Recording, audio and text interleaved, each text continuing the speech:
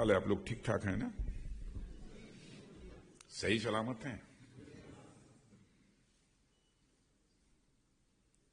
Ambassador of India to Germany Shri Ajit Gupte और हमारे Indian embassy के सारे अफसर्स और हमारे डेलीगेशन के सारे मेंबर्स और जर्मनी के हमारे इंडिया डायस्पोरा के सभी मित्रों,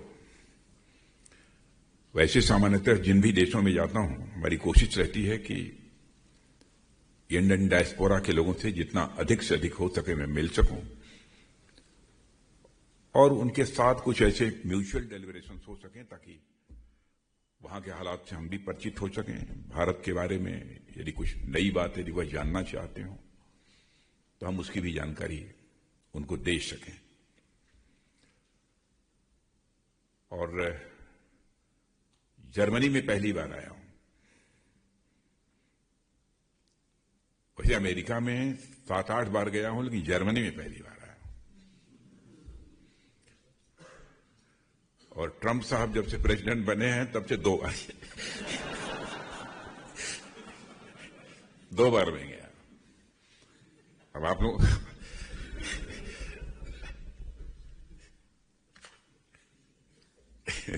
आप लोगों के हंसने का क्या कारण है मैं समझ नहीं पाया।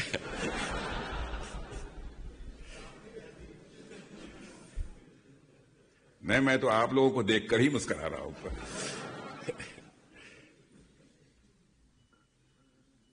लेकिन जर्मनी का जहां तक सवाल है, जर्मनी की इंटरनेशनल कम्युनिटी में एक साख है, एक क्रेडिबिलिटी है। और इकॉनमी के मामले में देखा जाए तो इस समय वर्ल्ड की टॉप 3 इकॉनमीज में हमारा जर्मनी इस समय खड़ा है। जहां यहां पर जर्मनी के जो मूल निवासी हैं उनका कंट्रीब्यूशन है, वहीं पर किसी न किसी हद तक हमारे इंडियन डायस्पोरा के भी मित्रों का कंट्रीब्यूशन है। इस सच्चाई को भी कोई नकार नहीं सकता है। और जब मैं यहां आया था तो स्वाभाविक रूप से मेरी इच्छा हुई कि एक बार आप लोगों के साथ भी हमारा मिलना जुलना हो। वैसे तो आज वर्किंग डे है, मुझे बतलाया गया, और वर्किंग डे होने के बावजूद भी आप इतनी बड़ी संख्या में आए हैं, इसलिए मैं एक बार मुझे शिष्टाचार के नाते धन्यवाद तो आप लोगों को देना ही चाहिए।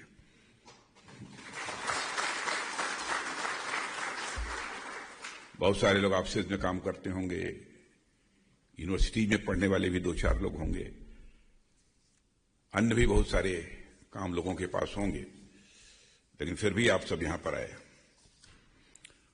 और मित्रों, आप सबको मैं जैसा मैंने बतलाया कि ये जर्मनी की हमारी ये पहली ऑफिशियल विजिट है। और यहां पर मैं आया हूं कि यहां के डिफेंस मिनिस्टर के इनविटेशन पर मैं यहां आया हूं। इन लोगों ने बहुत कुछ लिख कर दिया है, लेकिन मैं सब बोलूंगा नहीं वो। और साथियों, मैं मानता हूं कि अपने आप में एक अचीवमेंट है कि भारत और जर्मनी के रिलेशन समय के साथ धीरे धीरे मजबूत होते गए और आज हमारे जर्मनी के साथ बहुत ही अच्छे रिलेशंस हैं। और 2026 का ये ईयर मैं मानता हूं हमारे लिए खास है, क्योंकि इस साल जो हमारे जर्मनी के साथ फॉर्मल डिप्लोमेटिक रिलेशंस हैं उसके 75 इयर्स पूरे हो रहे हैं। इसीलिए मैंने कहा कि यह बहुत ही खास है। और 75 इयर्स का भारत और जर्मनी के रिश्तों का जो सफर रहा है, मैं समझता हूं परस्पर एक विश्वास बढ़ा है, म्यूचुअल रेस्पेक्ट बढ़ी है और हमारे रिलेशन डेमोक्रेटिक वैल्यूज पर बेस्ड हैं, पूरी तरह से डेमोक्रेटिक वैल्यूज पर आधारित हैं। और मैं यह कह सकता हूं कि भारत और जर्मनी के बीच एक ऐसे रिश्ते बने हैं जो कि लगातार आगे बढ़ रहे हैं। और इंडिया और जर्मनी केवल पॉलिटिकल और स्ट्रेटेजिक रिलेशंस ही शेयर नहीं करते हैं, बल्कि अपने आर्ट एंड कल्चर को भी बड़े उत्साह के साथ शेयर करते हैं। आज मुझे हम्बोल्ट यूनिवर्सिटी विजिट करने का अवसर मिला और पूज्य टैगोर साहब, गुरुदेव उनको कहकर सम्मान के साथ सारा देश पुकारता है, रविन्द्रनाथ जी टैगोर, उनकी प्रतिमा पर भी जाकर, उनकी जो लाइब्रेरी है वहां पर, तो उनकी प्रतिमा पर भी जाकर पुष्पांजलि अर्पित करने का यह अवसर प्राप्त हुआ। और उनकी स्पीचेस का एक पार्ट 2 पैरे का, वह भी मैं सुना और मुझे उसमें कुछ एकाध 2 बातें सुनकर जो है बेहद प्रसन्नता हुई और उस पर मैंने वहां कमेंट भी किया था, लेकिन उसकी चर्चा यहां नहीं करूंगा क्योंकि विषय बहुत लंबा होगा। लेकिन इसे मैं सौभाग्य मानता हूं कि उस स्थान पर जाने का अवसर मिला है और मैं भारत के भी बहुत सारे जो छात्र हैं उनसे भी कहूंगा कि जब भी जर्मनी जाना हो तो उस स्थान पर जरूर जाना चाहिए और रविन्द्रनाथ टैगोर जी की जो लाइब्रेरी हो वहां विजिट करना चाहिए और हो सके तो वहां बुक्स जो बहुत सारी रखी हैं, मैं कुछ बुक्स देख रहा था, सचमुच मुझे मेरी तो इच्छा हुई कि रुक कर उसको पढ़ना चाहिए, लेकिन समय का अभाव होने के कारण संभव नहीं हो पाया। लेकिन बहुत ही जाना हमारे लिए एक सुखद अनुभूति थी। और यहां की जर्मनी की धरती पर गुरुदेव रविन्द्रनाथ टैगोर का इस सम्मान मैं समझता हूं कि हम हर भारतीय का सम्मान है, ये कोई सामान्य बात नहीं है। और यूनिवर्सिटी ने, हमबोल्ट यूनिवर्सिटी ने इसे लगाया है, इसके लिए मैं यहां से इस डायस्पोरा की मीटिंग के माध्यम से उनके प्रति भी आभार व्यक्त करना चाहता हूं।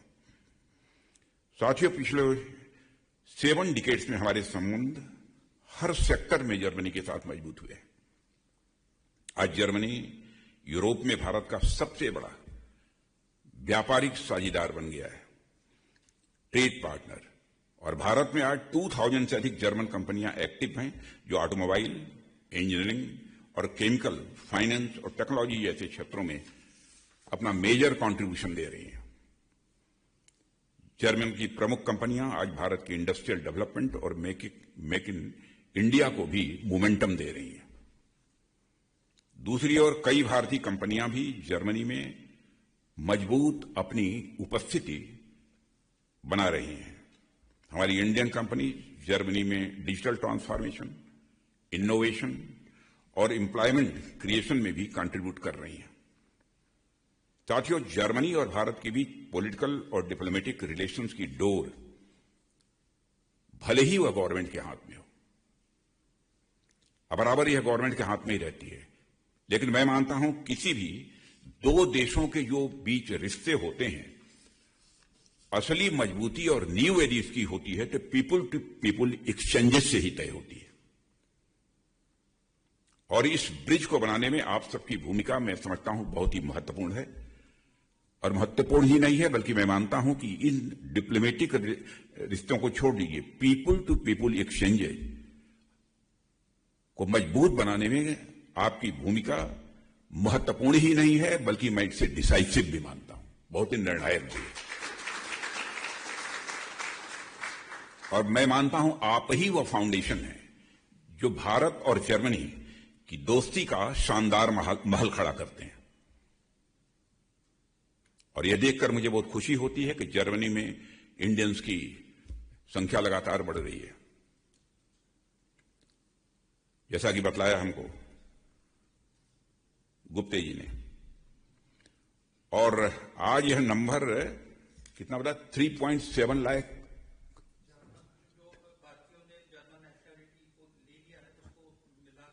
4.25 लाख के लगभग 3.7 लाख। वाह, बढ़ते जाइए।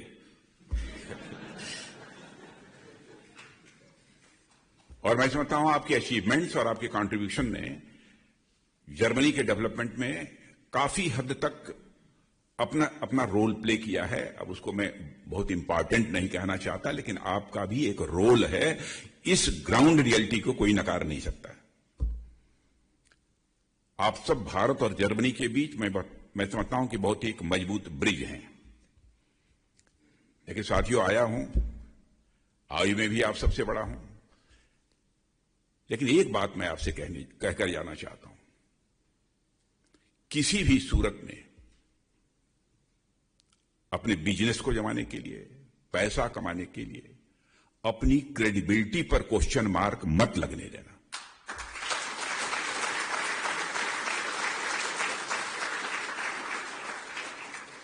मनुष्य के जीवन में सबसे बड़ी उसकी कैपिटल, सबसे बड़ी पूंजी यदि कोई होती है तो उसकी क्रेडिबिलिटी होती है, उसकी साख होती है, विश्वसनीयता होती है। बहुत बड़ा ज्ञानी होगा कोई, लेकिन उसकी क्रेडिबिलिटी नहीं है, उसका कैरेक्टर नहीं है, उसके ज्ञान का कोई मतलब नहीं है। लोगों को यह समझ में आना चाहिए कि भारत का आदमी है या क्रेडिबल है, विश्वसनीय है, इसको किसी भी काम में लगाया जा सकता है। काम कम करेगा, लेकिन कम से कम इधर उधर की जो करप्शन की एक्टिविटीज हैं इनमें इंडल्ज नहीं होगा। इससे भारत की प्रतिष्ठा बढ़ेगी। आप इससे केवल आप अपनी प्रतिष्ठा नहीं बढ़ा रहे हैं, बल्कि आप भारत की प्रतिष्ठा को बढ़ा रहे हैं। आपको अंदाज होगा कि इससे क्या होगा। ठीक है, हमको 10 लोग कहेंगे कि बहुत अच्छा आदमी है। नहीं, मत भूलिए, आप भारत में नहीं हैं, आप भारतीय होकर जर्मनी में हैं। आपकी क्रेडिबिलिटी बढ़ेगी तो पूरे भारत की क्रेडिबिलिटी बढ़ेगी, आपकी साख बढ़ेगी तो पूरे भारत की साख बढ़ेगी। और मैं जहां जाता हूं सभी अपने डायस्पोरा के मित्रों से यही कहता हूं।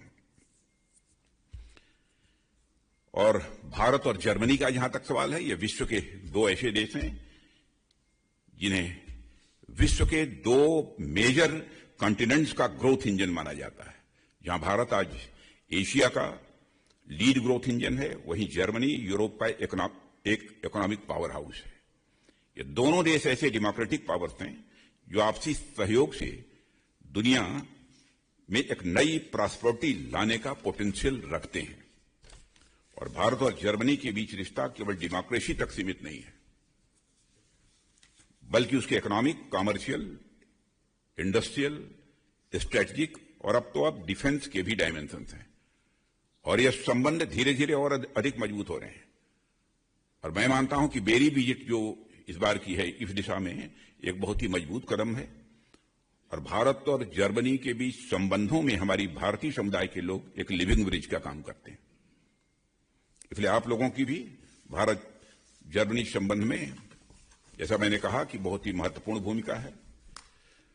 और भले ही जर्मनी से भारत हजारों किलोमीटर दूर है, मगर आप लोग भारत के दिल से बिल्कुल भी दूर नहीं हैं। और जैसा कि आप लोग जानते हैं कि भारत में प्रधानमंत्री हमारे मोदी जी के नेतृत्व में जो सरकार काम कर रही है, उसको जून महीने में लगभग 12 वर्ष पूरे हो रहे हैं। 12 वर्ष। और इन 12 वर्षों में कैसा परिवर्तन आया है मुझे बतलाने की जरूरत नहीं है। इस सच्चाई को तो आप स्वीकार ही करेंगे कि इंटरनेशनल कम्युनिटी में भारत के बारे में एक परसेप्शनल चेंज आया है। लोगों की धारणा बदल गई है। लोग इंटरनेशनल कम्युनिटी में भी यह मानने लगे हैं कि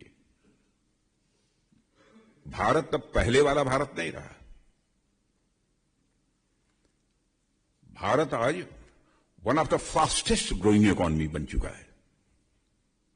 सर्वाधिक तेजी से आगे बढ़ने वाली अर्थव्यवस्थाओं में आज भारत खड़ा है। और पूरे वर्ल्ड की जो ग्रोथ है उसमें 16% कंट्रीब्यूशन यदि किसी का है तो इस समय भारत का है उस ग्रोथ में।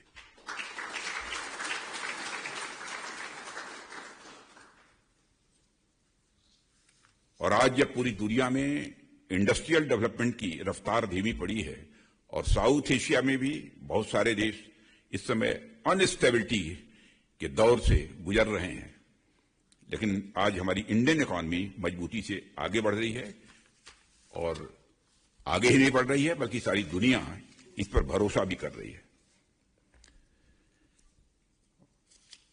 और आप जानते हैं कि जब दुनिया में कई बड़े देश इकोनॉमिक स्लो डाउन का सामना कर रहे हैं, तब भारत की इकोनॉमी लगभग 7% के ग्रोथ रेट से आगे बढ़ रही है। शायद इस समय 7% की ग्रोथ रेट से बढ़ने वाले मेजर इकोनॉमीज में से कोई देश नहीं है। भारत आगे बढ़ रहा है। भारत आज एजुकेशन हो, स्किल हो, रिसर्च हो, इनोवेशन में अभूतपूर्व स्केल पर काम कर रहा है। अब मैं अचीवमेंट्स के लिए मैं चर्चा करना शुरू कर दूं तो एक लंबी लिस्ट है और आपको सचमुच खुशी होगी एक फिगर मैं आपको बतलाना जा रहा हूं, केवल मार्च महीने में 22.64 बिलियन यूपीआई ट्रांजैक्शन हुए हैं एक महीने में। और यह सचमुच अपने आप में एक नया रिकॉर्ड है। और इनकी वैल्यू है अप्रॉक्सीमेटली, कान खोल कर सुनिए, इनकी वैल्यू है अप्रॉक्सीमेटली 29.53 लाख करोड़। अब इस समय डॉलर में आप निकाल लीजिएगा कितने डॉलर हुआ। और आज ये यूपीआई की सुविधा दुनिया के कई देशों को भी हम लोगों ने उपलब्ध कराई है। अन्य भी बहुत सारे काम हुए हैं, बहुत डिटेल में जाकर अन्य चीज़ों की चर्चा करने की मैं आवश्यकता नहीं समझता हूं। और हमारे देश के वैज्ञानिकों का करिश्मा तो आप लोगों ने देखा ही होगा। चंद्रयान और आदित्ययान की सफलता देख चुके हैं, अब गगनयान की तैयारी है।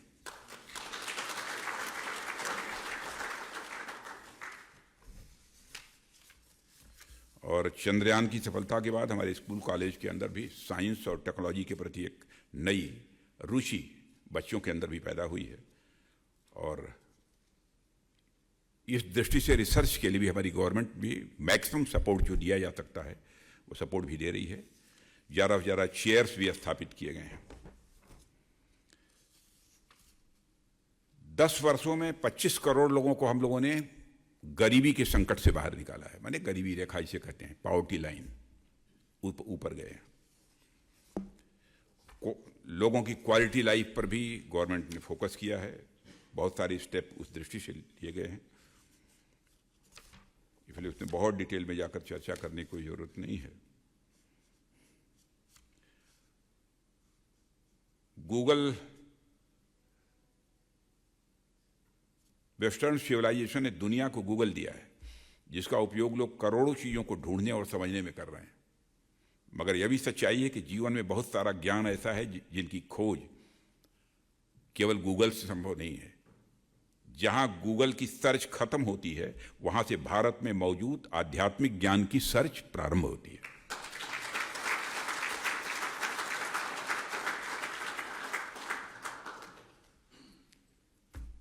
और आध्यात्मिक ज्ञान क्या है, अभी मैं जब वहाँ पर था तो रविन्द्रनाथ टैगोर जी ने जो कहा है उसी पर मैंने बतलाया।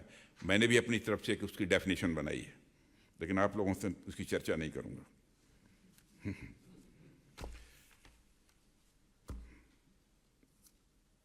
मित्रों, भारत धनवान भी हो, शक्तिमान भी हो, ज्ञानवान भी हो और चरित्रवान भी हो, चारों होगा।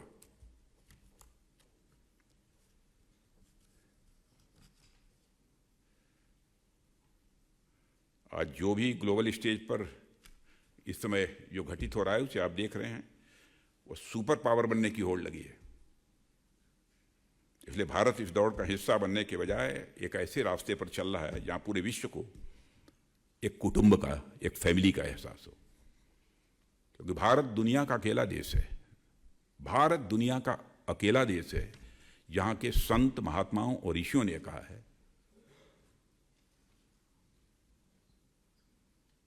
कि पूरा विश्व एक परिवार है। Whole world is a family. वसुधैव कुटुंबकम का संदेश सारे विश्व को दुनिया के किसी एक देश से गया है, तो हमारे और आपके देश भारत से गया है, और किसी ने नहीं दिया।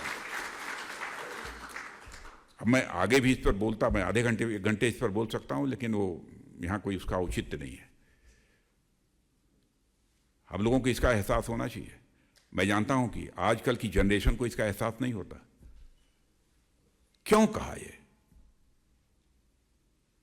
क्योंकि भारत के रहने वाले लोगों का मन इतना बड़ा होता है कि जिस परिवार के वह सदस्य हैं, केवल उसी परिवार को ही अपना परिवार नहीं मानते हैं।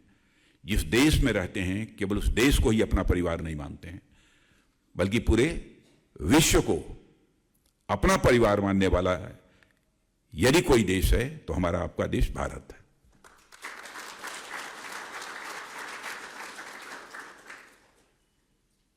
मैंने, आप कल्पना करिए, दुनिया में कोई सोच सकता है? घर में आप गांव से बहुत सारे लोग यहां आए होंगे। हमारे पंजाब के मित्र तो गांव को अच्छी तरह समझते हैं, आप लोगों से भी अच्छी तरह लोग समझते हैं। घर में माताएं बहनें यदि आटा गूंथती होती हैं और बगल से चींटी यदि निकलती है तो चींटी को मारती नहीं है, बल्कि थाली से आटा निकालकर उस चींटी के सामने डाल देती हैं और उसके भी दीर्घजीवी होने की कामना करती हैं। यह है भारत।